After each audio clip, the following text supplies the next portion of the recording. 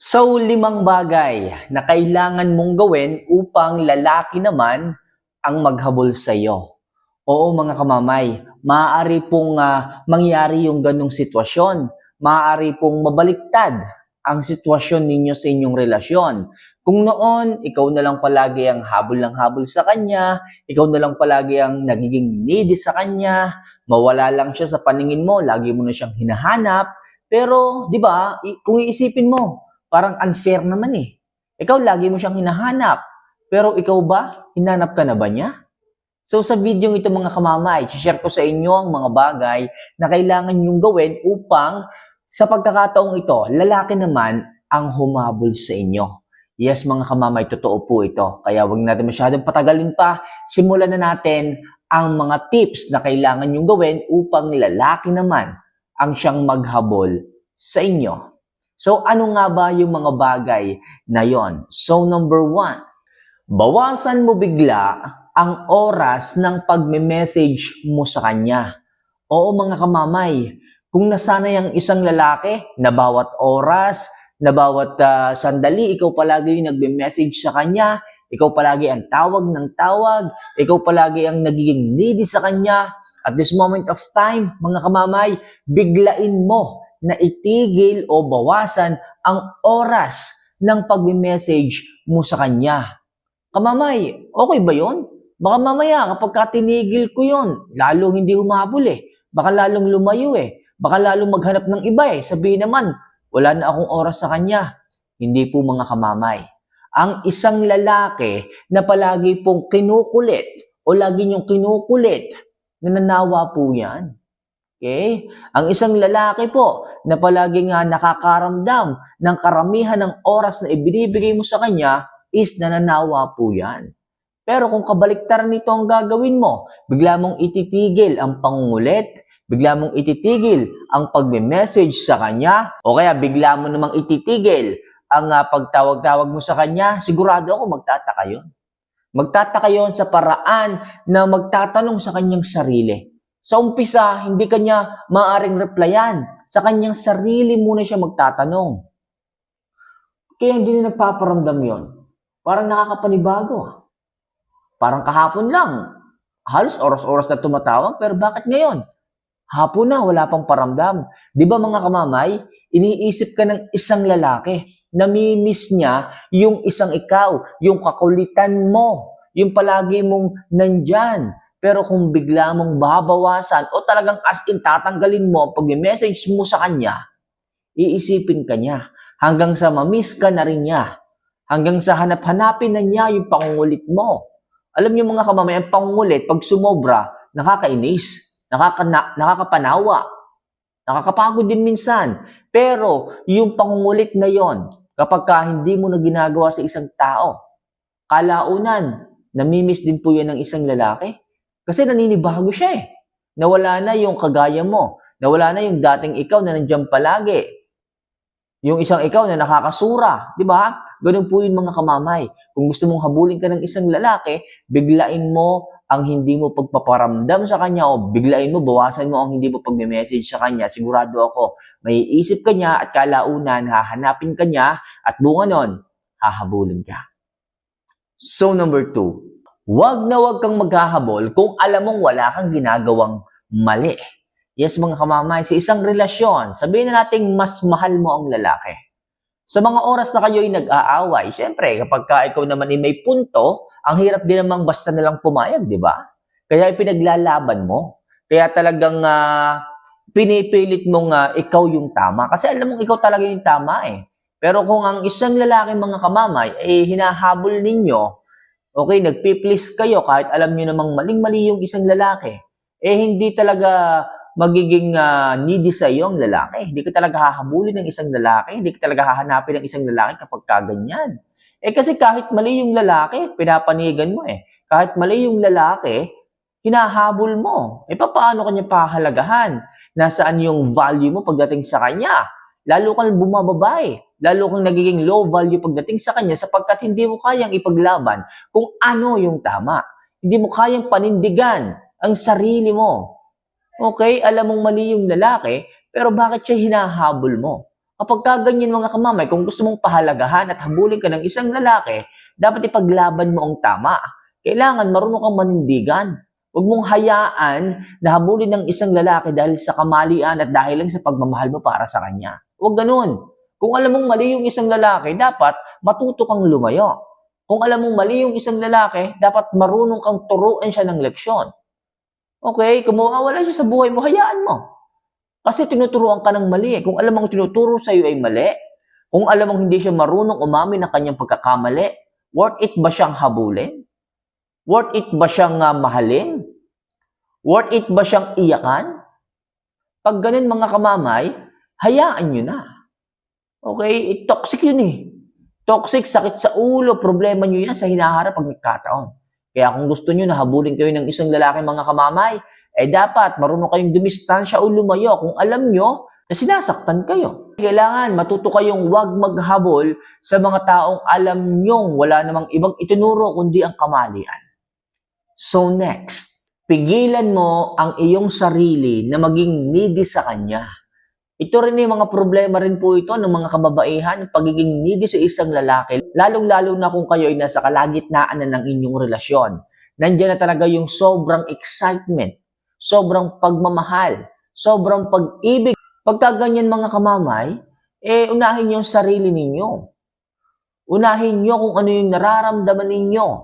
Huwag kayong magpatalo sa inyong damdamin. Yung iba dyan, yung isang lalaki hindi lang nagparamdam. O yung isang lalaki may ginagawa lang.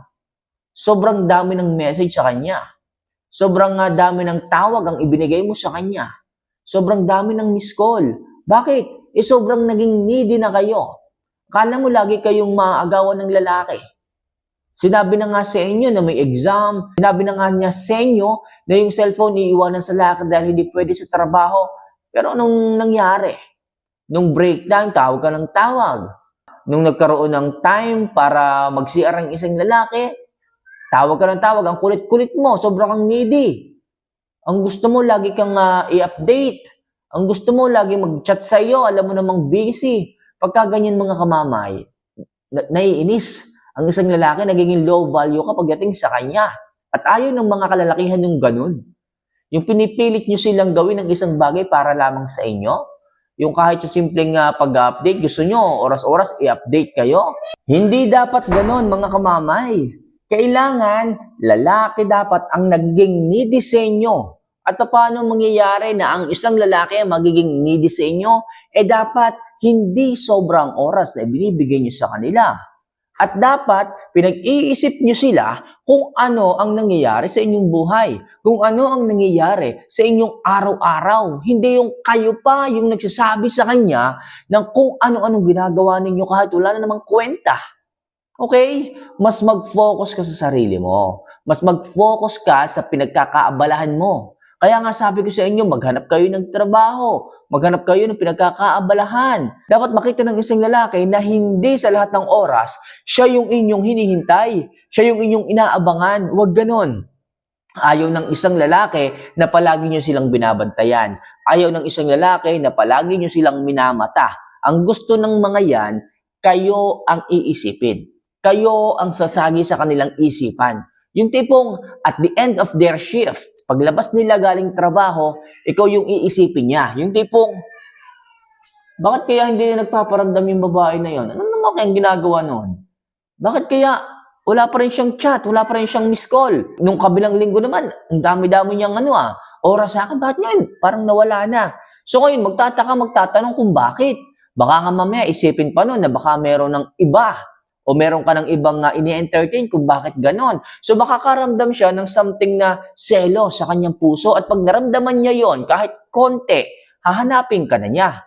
Okay, diyan na magtatanong siya na, bakit hindi ka na nagchat-chat? Bakit wala ka ng paramdam? Pero sa likod ng mga tanong na yun mga kamamay, nababahala na siya. So akala mo lang wala pero naghahabol na siya sa inyo. Kaya kung ako sa inyo mga kamamay, iwasan nyo ang maging needy sa kanya para siya yung maging needy sa inyo. So next, matutong irespeto ang sarili at maging hard to get. Oo mga kamamay, yung respeto dapat sa sarili nyo muna ibigay yan . Bago nyo ibigay sa ibang respeto, kailangan unahin nyo muna ang inyong sarili. Kailangan mga kamamay, iniisip nyo ang inyong sarili na dapat walang ibang nananakit sa inyo. Hindi ka dapat inaabuso. Hindi ka dapat niloloko. Hindi ka dapat paulit-ulit na sinasaktan. Kasi mga kamamay, kapag ka pumapayag ka o hinahayaan mo lang ng isang lalaki o ang ibang lalaki, nasaktan ka at okay lang yun sa'yo, nawawala na yung respeto mo sa sarili mo. Yung tipong akala mo, okay lang na ako ang masaktan, wag lang yung iba, ay tama. Which is mali po yun mga kamamay. Kasi hinahayaan mong ibang tao na lokohin ka ng lokohin hanggang sa maging manhid ka na. Which is, mali po yun mga kamamay, napapabayaan mo na yung sarili mo. At ayaw po ng isang lalaki yung ganon. Mas gusto ng isang lalaki yung tipong hindi ka martir, hindi ka manhid, na kapag ka sinaktan ka, kapag ka niloko ka, marunong kang rumispeto sa sarili mo at paano mo i-respeto ang sarili mo, marunong kang lumayo sa mga tao na nananakit sa iyo para hindi kanya saktan ng saktan. Kapag ka ganon, makikita ng isang lalaki ang value mo sapagkat hindi mo nga sila hinahayaan na saktan ka ng saktan. Kaya ang isang lalaki ay magkahabol sapagkat wala kang panahon sa kanila, wala kang time para magpaloko at wala ka ring time para magpaalipi na lang ng magpaalipi. So next, ituloy mo lang ang palaging pag-self-improve ng inyong sarili at ng inyong katawan. Yes mga kamamay, bilang isang lalaki, kapag ka inaalagaan mo palagi ang sarili mo, ang itsura mo, ang katawan mo, ang figure mo, hindi ka masyadong tumataba, kahit na nagkakaedad ka na, hindi naman masyadong ganon na nai-stress ka o nalolosyang ka. Kapag ka ganyan mga kamamay, marunong kang mag-alaga ng katawan mo, ng sarili mo, marami ang lalaking talagang naiinganyo. Maraming mga lalaki talaga nagugulat. Masasabi nila na, tinan mo yun, okay, ang galing mag-alaga ng katawan kahit na medyo may edad na, ang ganda pa rin, ang laki pa rin ng balakang, ang sexy pa rin. Di ba? May mga lalaking ganon. Pero hindi nila alam, okay, inalagaan mong sarili mo, nag-ehersisyo ka, nagwa-workout ka, okay? So ginagawa mo yun para sa sarili mo at hindi para sa ibang tao. At kaya ang isang lalaki maghahabol sa inyo dahil nga sa ganyang klase ng ugali ninyo. Mapag-alaga kayo sa inyong sarili, papasexy kayo kahit na umiidad pa kayo o kahit yung mga bata dyan, batang-babata pa, tatabaan nyo na bakit ayaw nyong alagaan ng inyong sarili. Nakikita po ng mga lalaki yan kung paano mo inalagaan ang sarili mo at yan din po nagiging dahilan kung bakit naghahanap sila ng iba o nananawa sa inyo o pinapalitan kayo dahil po sa hindi nyo pag-aayos, hindi nyo pag-aalaga ng inyong sarili. Kung gusto nyo maghabol ang isang lalaki sa inyo, pues dapat magsimula yan sa inyong sarili, sa inyong mindset na dapat ang sarili ay inaalagaan at hindi pinapabayaan. Ang katawan ay iniingatan at hindi hinahayaan na lamang na tumaba ng tumaba. Okay? So kaya mga kamamay, ang isang lalaki ay patuloy na maghahabol sa inyo dahil nga mapag-alaga kayo, nagsa-self-improve kayo at syempre nagpapasexy kayo. So yun lang sa ngayon mga kamamay, ang mga bagay na kailangan nyo pong gawin upang maghabol ang isang lalaki. So, kapag ginawa niyo po yung mga bagay na yan, sigurado ako, malamang sa malamang, ang partner ninyo, ang jowa ninyo, ay hahabulin kayo sapagkat bibihira na po yung mga babaeng ganyan. Bibihira na po yung mga babaeng gumagawa ng ganyan sa kanilang sarili para ma-maintain ang aroma, ang attraction ng isang lalaki. So, yun lang sa ngayon mga kamamay, mahal na mahal ko po kayo. If ever na may gusto kayong may tanong, comment nyo lang po, gusto mo pa shoutout, comment nyo lang din po. So, paano mga kamamay? See you for our next vlog. Mahal ko po kayo. Paalam.